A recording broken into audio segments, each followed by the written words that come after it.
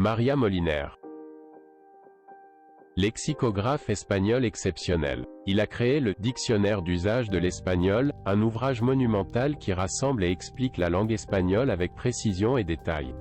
Son dévouement et sa contribution à la langue espagnole sont fondamentaux pour la compréhension et l'étude de la langue espagnole. Langage. Fermina Orduña. Pionnière espagnole, elle présente le premier brevet en 1865 à Madrid, un chariot innovant pour transporter les bovins laitiers et fournir du lait frais. Ce rapport technique analyse et compare votre invention avec le technologie de l'époque, soulignant sa valeur en matière de santé publique. La nouveauté du design se démarque, comprenant une mangeoire, des fenêtres, un système de conservation du lait et un mécanisme de transport pour offrir du lait fraîchement trait aux consommateurs.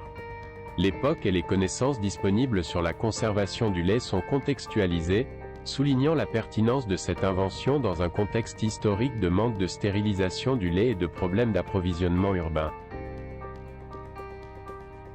Césarienne Garbuno Arizmendi.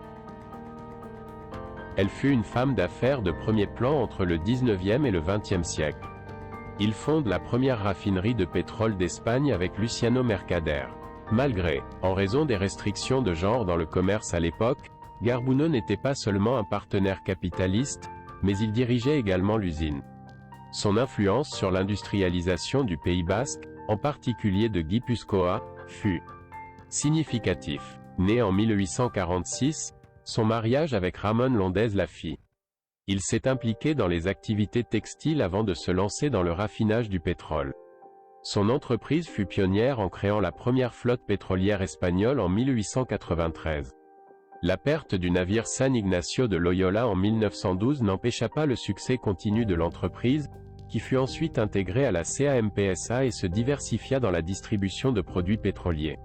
En outre, Garbuno s'est lancé dans la production de farine et l'entreprise familiale continue de fonctionner aujourd'hui.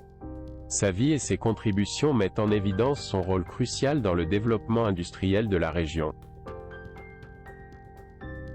María del Carmen Ortiz de Ars, 19e siècle, moins 1932. C'était une religieuse fille de la Charité, connue sous le nom de Sœur Perboire. Elle était enseignante à la Maison de la Charité de Barcelone, où elle fonda une école pour enfants aveugles. Il conçoit et fait breveter, le 5 juillet 1909, un appareil permettant aux aveugles d'écrire en braille et en système Lorenz. Son invention s'appelait règle Tassor.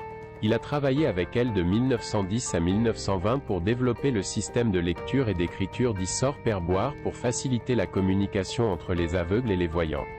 Il se compose essentiellement d'une règle et d'un stylet, avec lesquels il était possible d'écrire des lignes de caractères visuels en relief, visibles à l'œil nu et détectables au toucher.